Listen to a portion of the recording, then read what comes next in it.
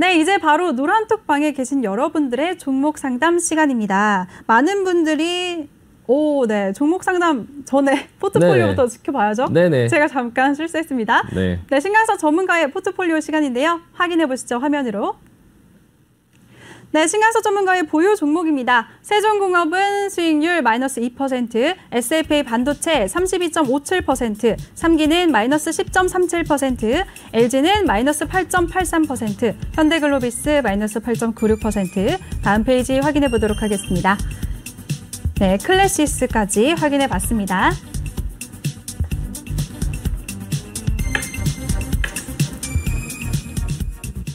네, 전문가님 이 보유 종목들 간단하게 리뷰 부탁드리겠습니다. 네, 뭐 간단하게 할게요. 네. 화면 한번 띄워주시면 네.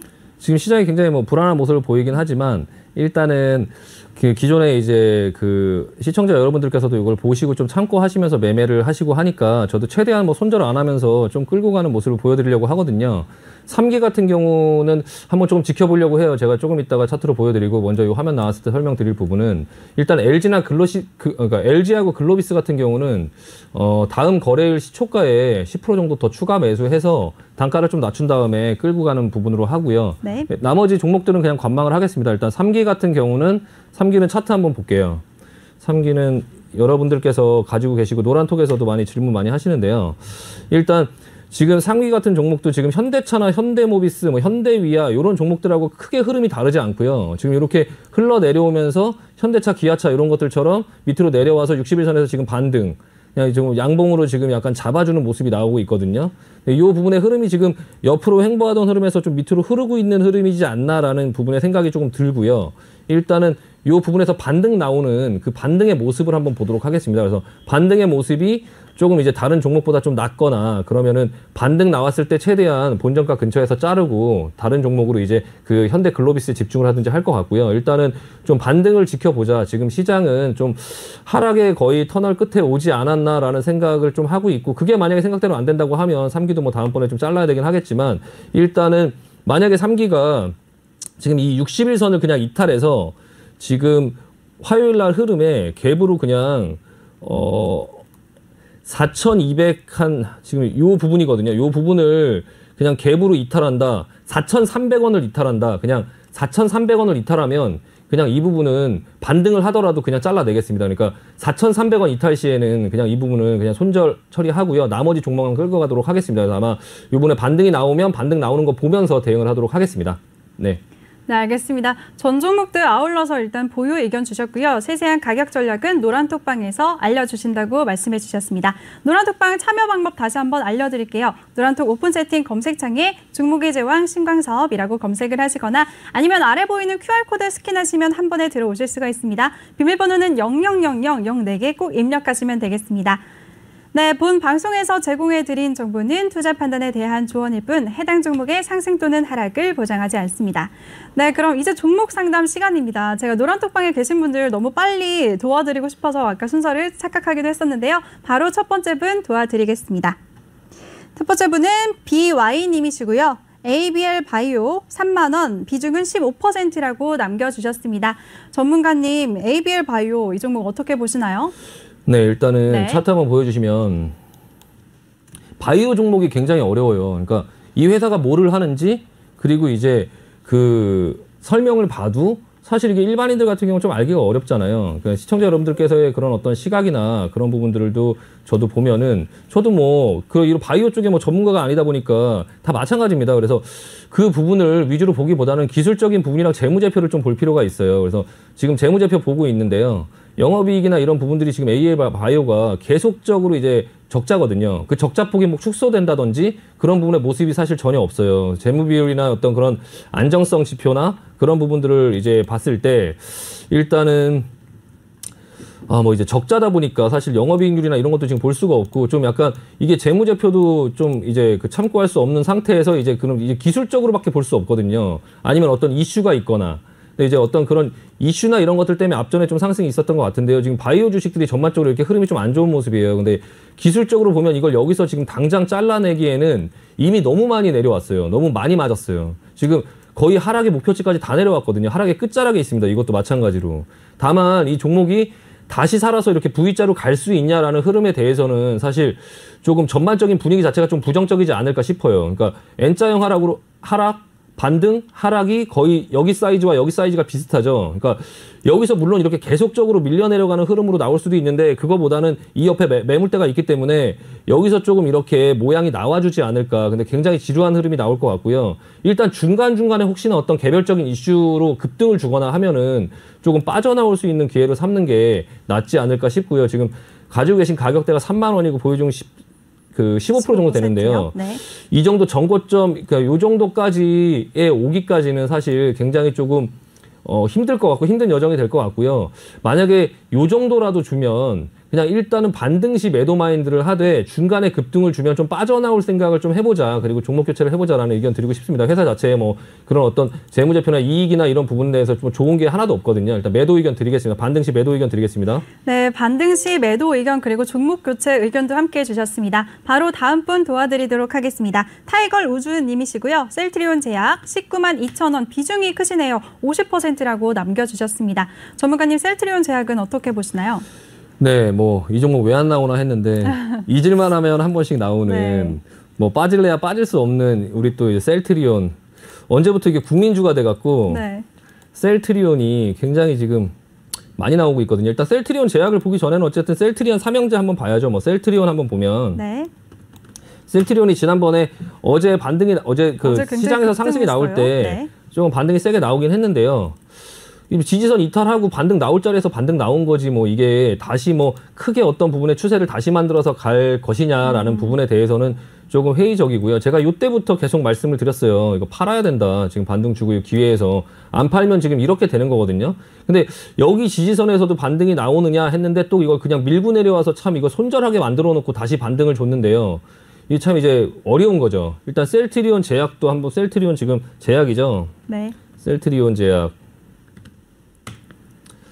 셀트리온 제약 마찬가지로 이것도 반등이 일단 이게 만약에 시장이 지수가 지금 많이 내려왔기 때문에 지수를 이제 어느 정도 반등을 시키려고 어떤 코스닥이나 코스피 지수의 상승을 위해서 이런 대형주들을 좀 땡길 수 있거든요. 그 부분에서 다시 이제 어느 정도 지수가 올라가면 이 부분에 반등이 나오면 이 종목들은 좀 빠져나오려고 노력을 해보자라는 의견 드리고 싶고요. 네, 좀 이제 그만 뭐 그 옛날에 그 텔레토비 갑자기 생각나네요. 이제 그만. 네. 이제 셀트리온은 이제 그만. 네. 반등 시에 좀 빠져나오려고 생각을 많이 하시고 이번에 지수 상승하게 되면 좀 그 부분에서 대장주로 나서서 좀 끌어주면 그때 좀 나오려고 노력해보자라는 말씀 드리고 싶습니다. 네, 우리 신강석 전문가님이 셀트리온 제약을 비롯한 셀트리온 그룹주들, 삼형주들 모두에 대해서 이제 그만 반등 시 매도 의견을 주셨습니다. 바로 다음 분 도와드리도록 하겠습니다. 세 번째 분은 해피님이시고요. 현대위아 87,420원. 이분도 비중이 크시네요. 49%라고 남겨주셨습니다. 현대위아는 어떻게 보시나요, 전문가님? 현대위아 차트 한번 보여주시면 네. 이것도 이제 마찬가지로 애플 이슈로 조금 이제 급격하게 오르는 산이 높아서 골이 깊다. 뭐 당연한 거고요.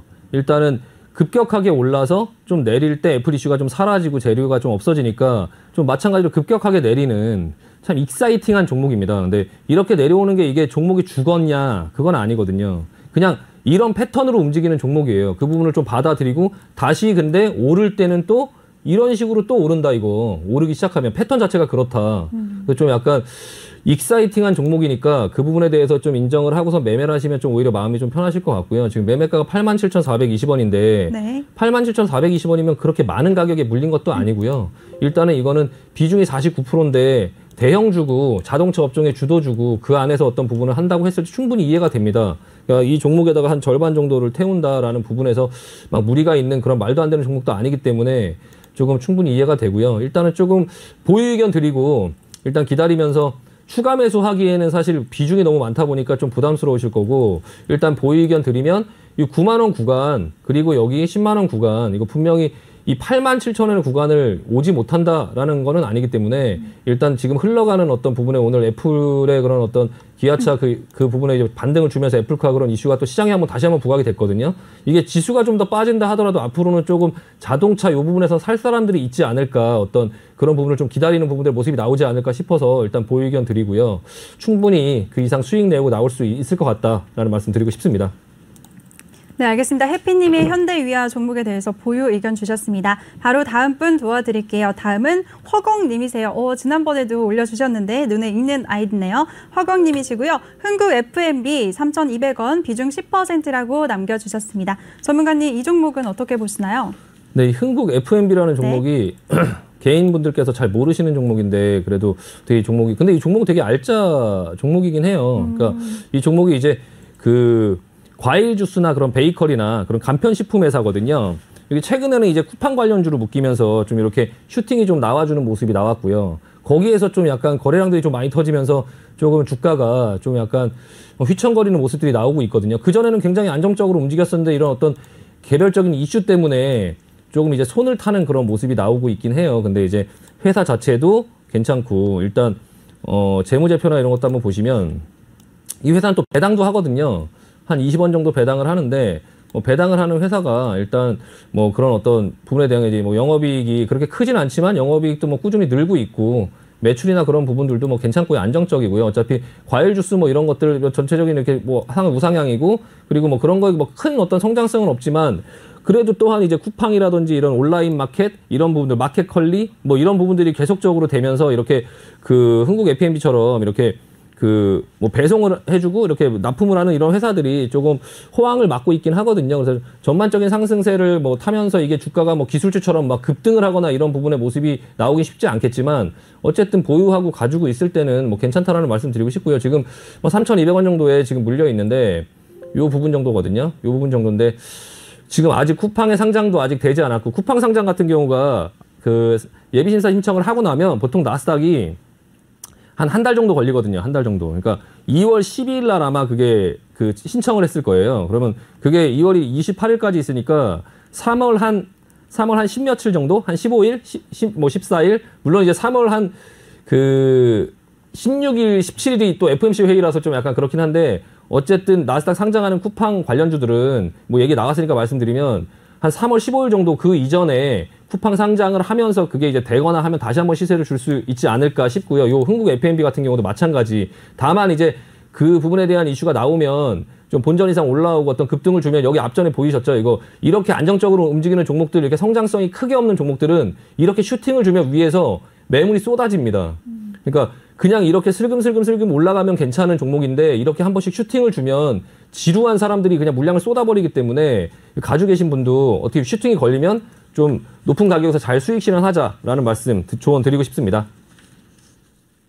네, 알겠습니다. 지금 시간 관계상 이제 마지막 한 분 더 도와드려야 아니겠습니다. 네, 시간이 다 됐네요. 전문가님과 함께 하실 수 있는 방법 마지막으로 다시 한번 알려드리겠습니다. 노란톡 오픈 채팅 검색창에 종목의 제왕 신강섭이라고 검색을 하시거나 아니면 아래 보이는 QR코드로 스캔하시고 한 번에 들어오시면 되겠습니다. 비밀번호는 000004개 꼭 입력하고 들어와 주시면 되겠습니다.